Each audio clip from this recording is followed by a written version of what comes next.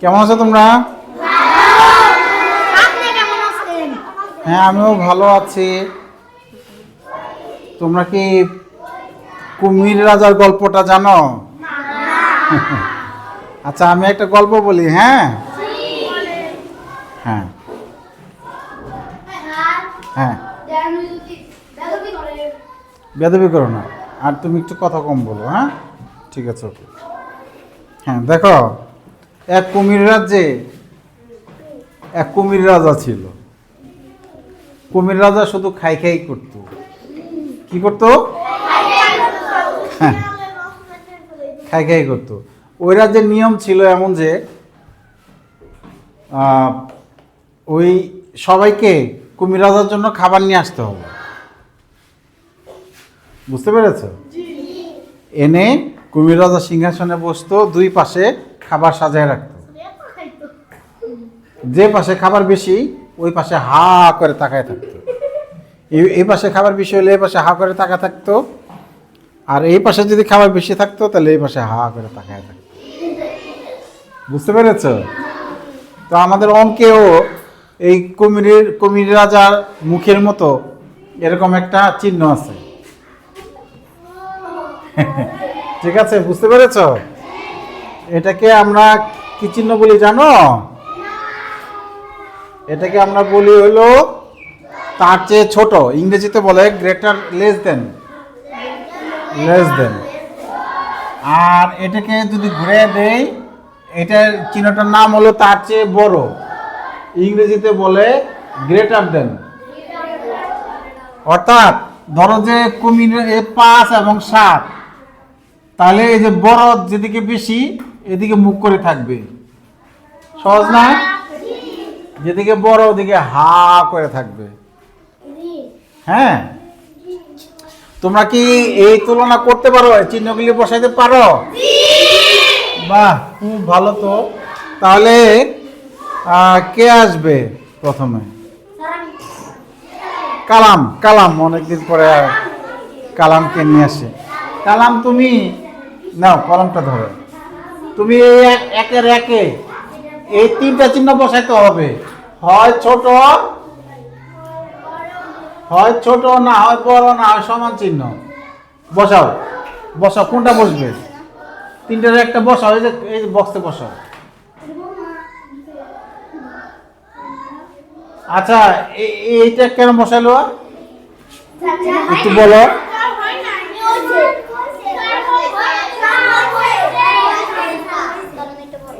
O, thank you, খুব ভালো বসার জন্য তালি দাও। তালি দাও। কালাম এইভাবে হিসাব করছে, এইখানে 8, এইখানে 8, তার মানে 8000। বোঝা যাচ্ছে না কে বড়? তারপর একটা দেখতে হইব, এখানে 4, এখানে 5, তাহলে বড় কে? আমি আর বাকিগুলি আর না দেখলেও হবে। 8400, 8500, তাহলে 500 বড় না? এই জন্য এদিকে মুখ করে থাকবে। ঠিক আছে, ওকে, ফাইন। আচ্ছা, মিনহা আসতে চাচ্ছে। ওকে, মিনহা 2 নম্বর। ওকে মিনহা, হ্যাঁ 2 নম্বরটা বসাও।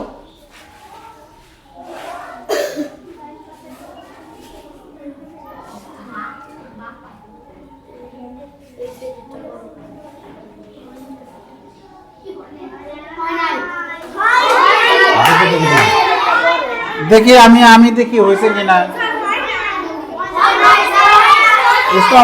স্টপ। এইখানে একক, দশক, শতক, হাজার, অযুত, একক, দশক, শতক, হাজার, অযুত সমান সংখ্যক অঙ্ক আছে। এই তো কি সমান সংখ্যক অঙ্ক আছে। এখন তাহলে এইখানে হলো কত হাজার? একক, দশক, 11,000। এখানে 11,000, এখানে 11,000 সমান। তাহলে তো বোঝা গেল না কে বড়। এইখানে 1, এখানে 0 বড় না 1 বড়?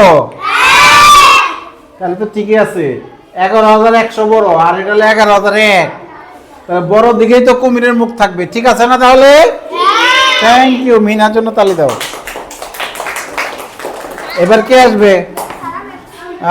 এবার আরাম হাসানি আসতে চাচ্ছে। ওকে, ফাইন।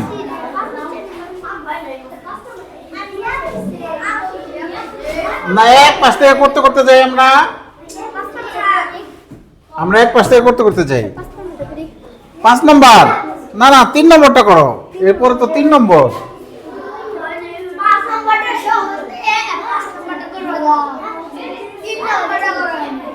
কি চিহ্ন বসবে আচ্ছা চিহ্নটা আমরা এই যে এইভাবে দিব মানে এই যে নিচের দিকে আসবো তারপরে এইভাবে দিব হ্যাঁ বুঝতে পেরেছ চিহ্নটা কিভাবে দিব হ্যাঁ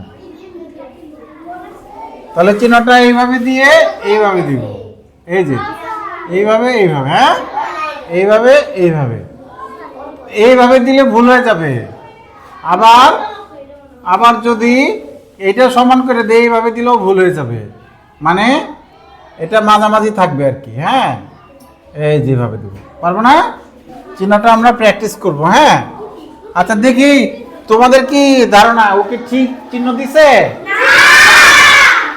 সবাই বলছে আচ্ছা ঠিক আছে দেখো আমরা একটু বুঝে নিই ও কেন ঠিক দেয় নাই এই যে 1 2 3 4 5 6 মানে একক দশক শতক হাজার অযুত লক্ষ একক দশক শতক হাজার অযুত লক্ষ এখানেও লক্ষ আছে ঠিক আছে তাহলে আমরা তুলনা করব এখানে হলো 2 লক্ষ এখানে 2 লক্ষ সমান সমান এখানে হলো 8 এখানে হলো 9 তাহলে বড় কে 9 এখানে হলো 89,000 এখানে হলো 90,000 এখানে কত হাজার 89,000 আর এখানে 89 থেকে 90 বড় তাহলে আমার আরগুলি আর দেখতে হবে না আমরা এই বাম পাশ থেকে এই দিক থেকে দেখতে দেখতে যাব যে আমরা বড় ছোট পেয়ে যাব আমরা আরগুলো দেখব না একক দশক শতক হাজার অযুত লক্ষ তুলনা করতে হবে লক্ষ লক্ষের সাথে হাজার হাজারের সাথে নিযুত নিযুতের সাথে হ্যাঁ বুঝতে পেরেছ তাহলে ও এটা ওটা করছে আমরা ঠিক করে দেই হ্যাঁ তাহলে এইটা বড় এবার কে আসবে এবার হাত তুলছে ও পিছন থেকে নিয়ে আসি হাফসা আসো আচ্ছা যারা হাত তুলবে তাদের সবাইকে নিয়ে আসবো সমস্যা নেই এবার 4 নম্বর এখানে হাত টাচ করা যাবে না এই স্ক্রিনে হাত টাচ করা যায় না হয়েছে বাহ তাহলে আমরা দেখি এখানে হলো একক দশক শতক হাজার অযুত লক্ষ নিযুত একক দশক শতক হাজার অযুত লক্ষ নিযুত তাহলে আমরা এখানে 2 এখানে 2 এখানে 2 এখানে 2 এখানে 2 এখানে 2 এখানে 2 এখানে 2 তাই তো আরে সব সমান খালি যে 1 আর 3 1 আর 3 এখানে 3 বড় এখানে 1 ছোট ঠিক আছে ওর জন্য তালি দাও একটা এবার কে আসতে চাইছে আচ্ছা আসো তুমি আসো হিয়া এদের সমান বাবা তুমি তো খুব ভালো অঙ্ক পারো দেখি আমি দেখি 1 1 0 0 1 1 বাহ বাহ থ্যাংক ইউ ওর জন্য তালি দাও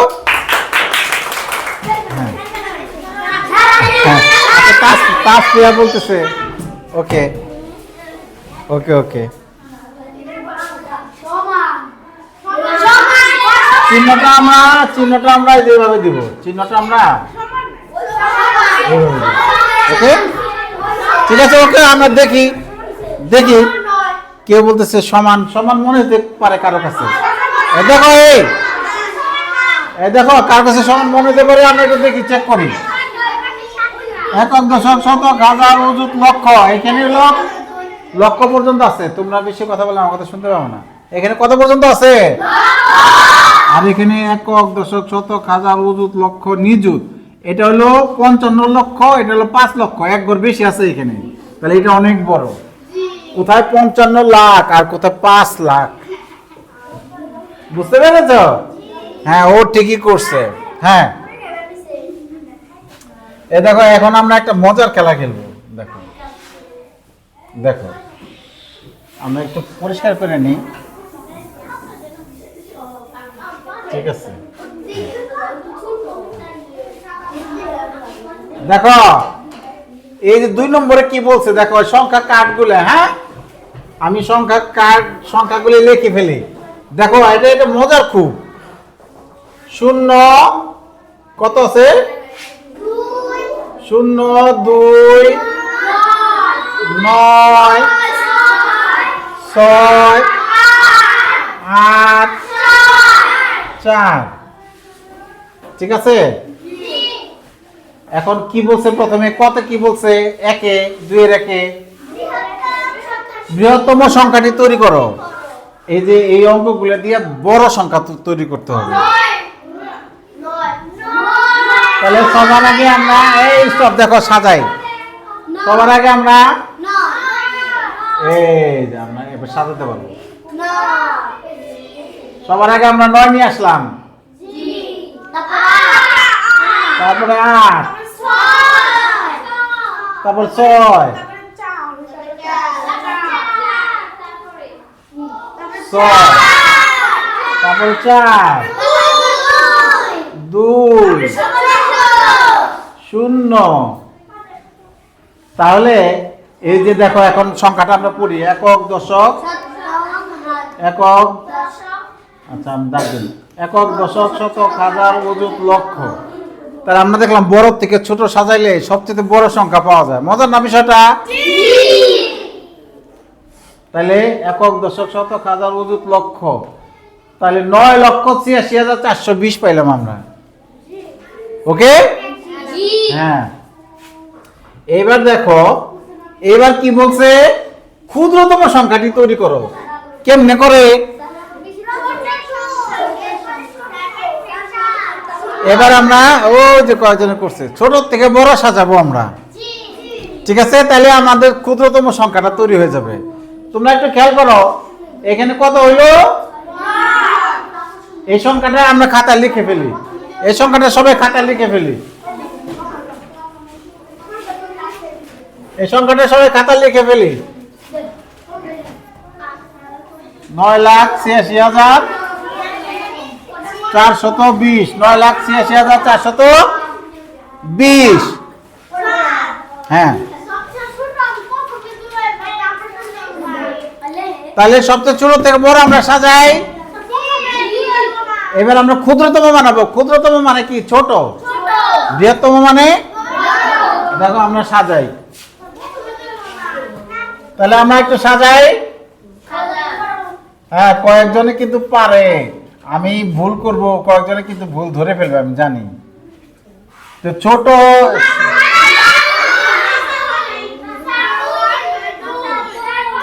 হ্যাঁ, আচ্ছা 0 আগে দিলে কি সমস্যা? আমি বললাম ছোট থেকে বড়, কিন্তু 0 আগে দিলে কি সমস্যা? 0টা সার্থক অঙ্ক হয় না, 0টা বাদ পড়ে যায়, 0টা। হ্যাঁ, তাহলে আমরা কি করব? 2টাকে আগে, 0টাকে পরে দিব। তাহলে এটা কি সংখ্যা পেলাম আমরা? ক্ষুদ্রতম সংখ্যা। তাহলে ক্ষুদ্রতম সংখ্যা আমরা লিখে ফেলি। 2 0 4 6 খাতা লিখে ফেলি, 8 9। তাহলে আমরা প্রথমে লিখব বৃহত্তম সংখ্যা, তারপরে এটা লিখব খাতায়, তারপর ক্ষুদ্রতম সংখ্যা লিখে একটা দাগ দিয়ে তারপরে আমরা এটা লিখব। বুঝতে পেরেছ? হ্যাঁ। এবার তার 3 নম্বরে কি বলছে?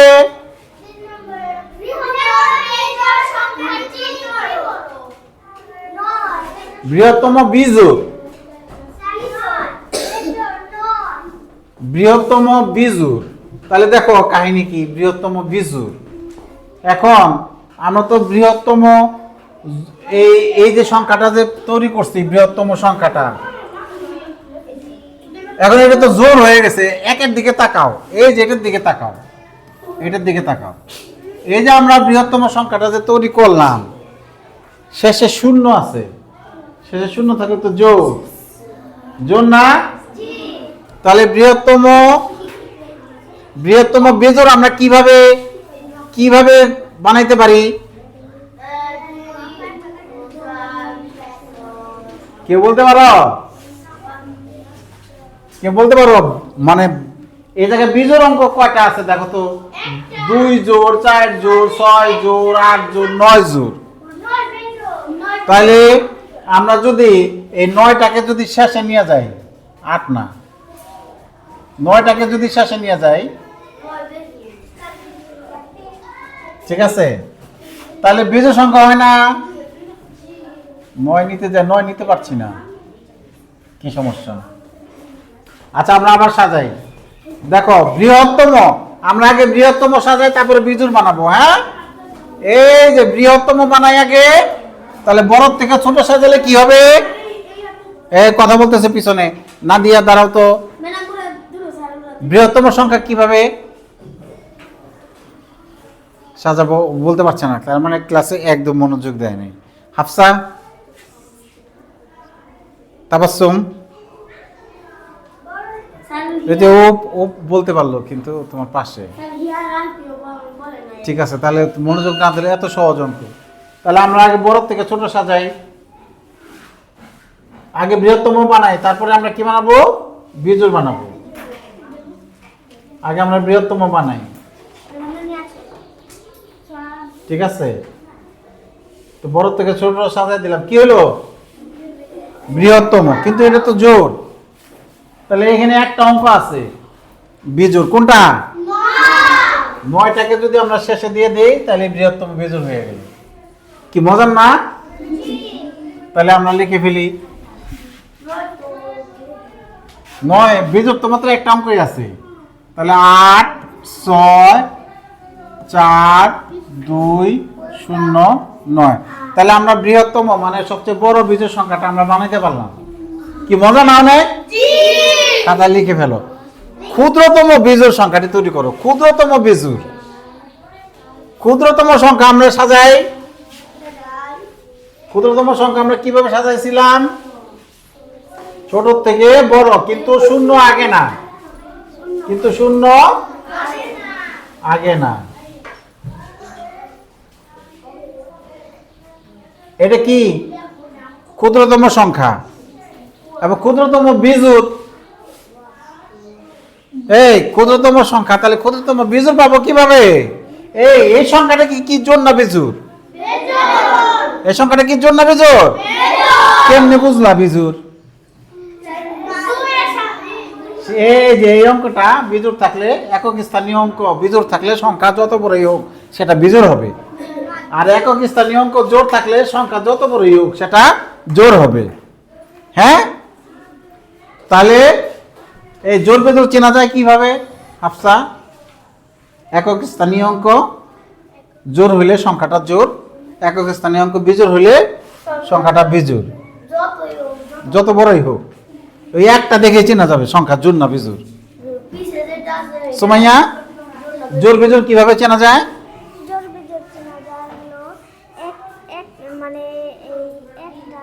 একক স্থানীয় অঙ্ক জোড় হইলে সংখ্যাটা জোড়, মানে প্রথমটা আর কি। হ্যাঁ, ডান দিক থেকে প্রথমটা। একক স্থানীয় অঙ্ক জোড় হইলে সংখ্যাটা, একক স্থানীয় অঙ্ক বিজোড় হইলে সংখ্যাটা। তাহলে এই যে ক্ষুদ্রতম সংখ্যা আমরা পাইলাম, এই ক্ষুদ্রতম সংখ্যাটা কি জোড় আছে না বিজোড় আছে? ওই যে শেষে 9 আছে, 9 বিজোড়, তাহলে এটাও বিজোড়। তাহলে দেখো ক্ষুদ্রতম বিজোড় সংখ্যা, ক্ষুদ্রতম বিজোড় সংখ্যা এটাই, ক্ষুদ্রতম বিজোড় সংখ্যা এটাই, 2, 0, 4, 6, 8, 9। বুঝতে পেরেছ? কেউ বুঝতে পেরেছ? কারণ এখানে বিজোড় অঙ্ক একটাই 9, এখানে তাহলে দুইটার উত্তর একই হয়ে গেল। ক্ষুদ্রতম সংখ্যা যেটা, ক্ষুদ্রতম বিজোড় সংখ্যাও সেটা। ক্ষুদ্রতম এখানে সংখ্যা যেটা, ক্ষুদ্রতম বিজোড় সংখ্যাও সেটা। এই নম্বর দিয়ে এগুলা তুলে এগুলো সুন্দর করে তুলে ফেলো, ঠিক আছে? সুন্দর করে এগুলো তুলে ফেলো। Very good. আমি সবার খাতা এখন চেক করব কে কিভাবে তুলছে। হ্যাঁ, ওই যে ও সুন্দর তুলতেছে, গুড। ওই যে তুমি তো আগে লেখো নাই বাবা, লিখতে হবে বৃহত্তম সংখ্যাটি এটা, ক্ষুদ্রতম সংখ্যাটি এটা। হ্যাঁ, তুলো। হ্যাঁ, ওকে। হুম।